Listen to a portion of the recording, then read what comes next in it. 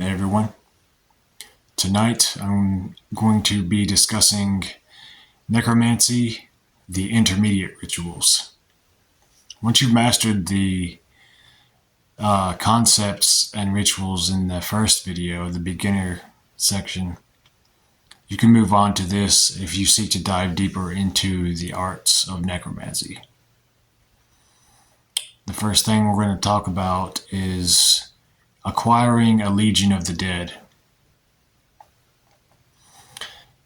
After you have been working some necromancy for a while, and you have a preferred deity that you work with regularly when it comes to necromancy, you can create a talisman that has their sigil or a symbol on it. It can be a pendant, like a necklace pendant. It can be a circle of wood that you can carve or wood burn. Anything of your choosing. It can even be a ring. That kind of harkens back to the idea of binding spirits to rings and stuff, which is an ancient practice.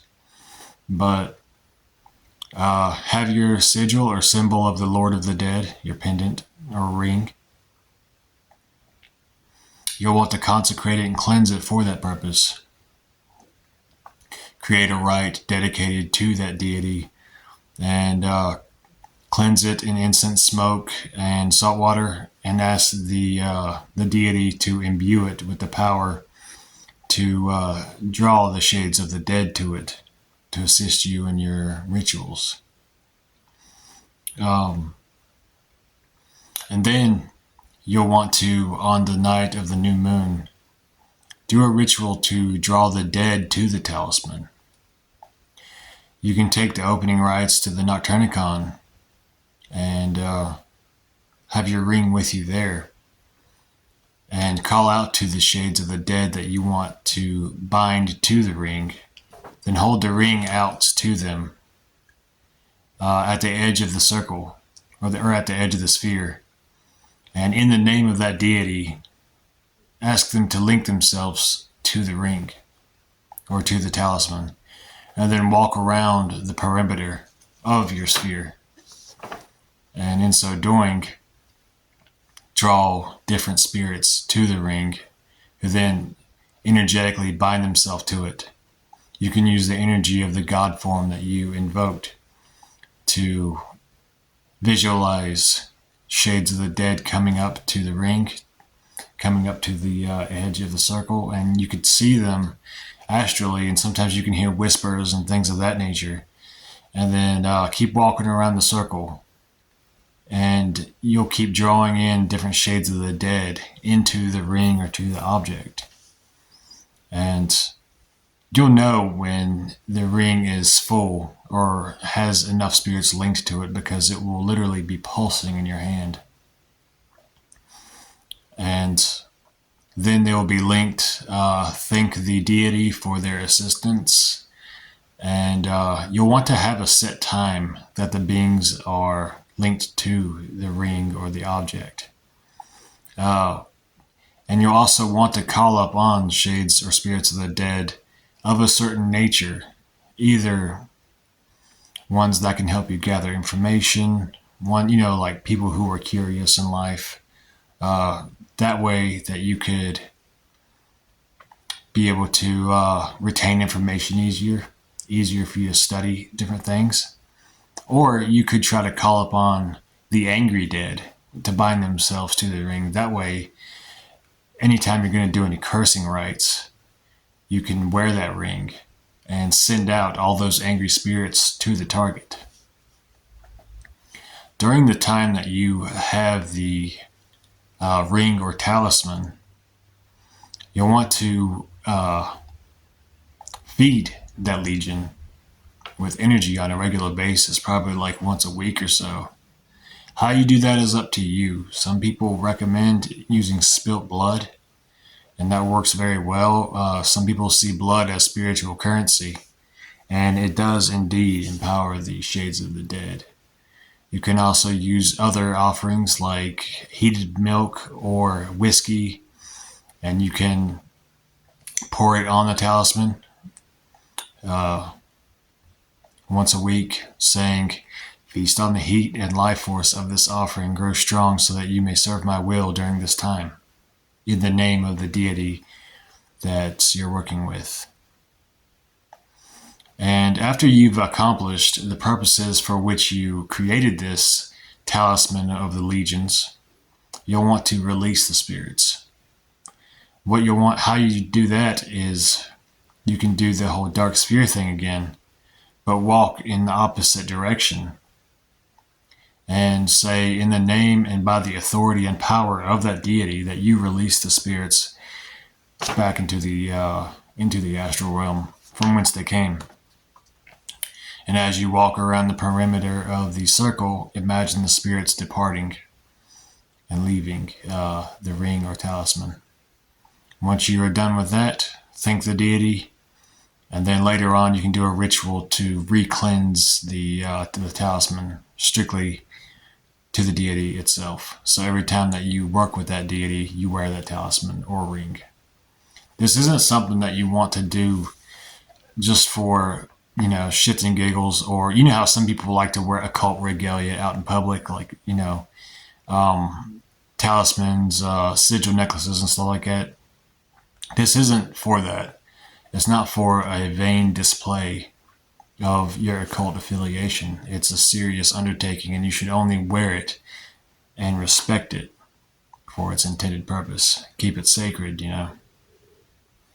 But I left the details about these concepts open-ended so you can see the versatility of it and how you can shapeshift it and adapt it to your purposes. So I think that would be better than giving a step-by-step ritual for people to follow. Sort of like a skeleton key of occult practice.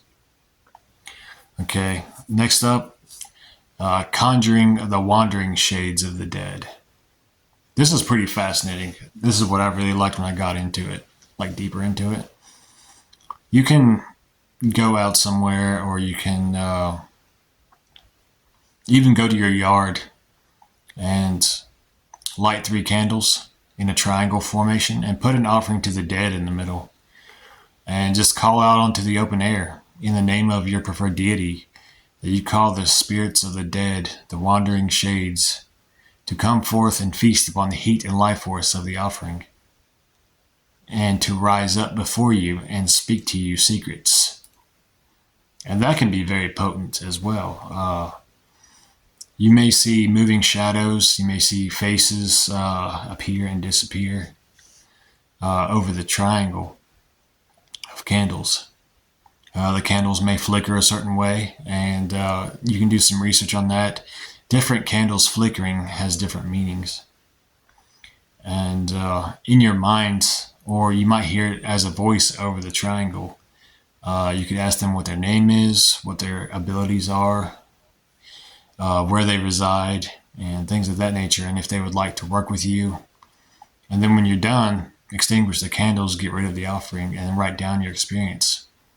Names are very important in necromancy, because if you know the name of a being, then you can conjure it, then you can call it up.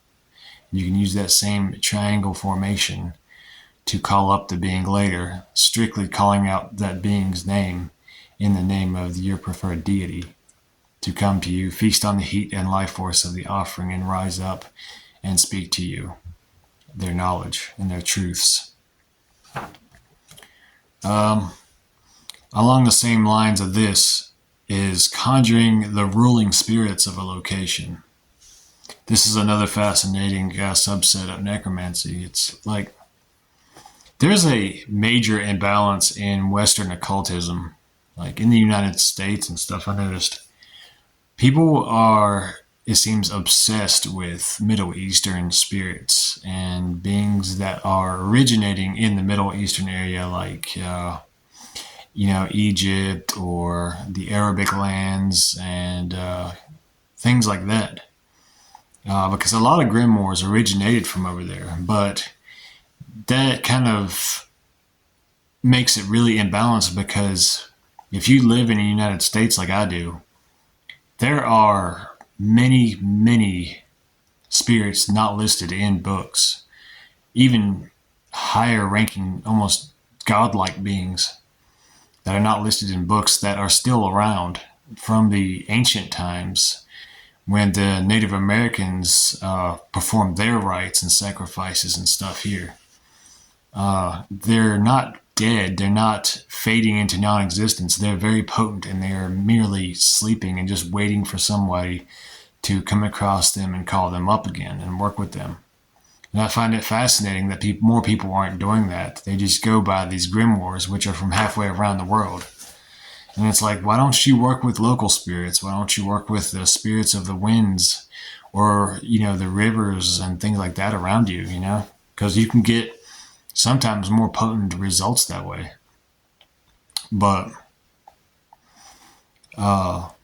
local spirits of rivers, forests, mountains, etc. can be summoned forth and learned about the same way. Like, do your triangle, place offerings, and just alter your statement of intent just a little bit. Say something like, spirits of this river, please send forth your leader unto me into this triangle. May they feast upon the heat and life force of this offering and grant me truthful answers in the name of whatever your highest deity is.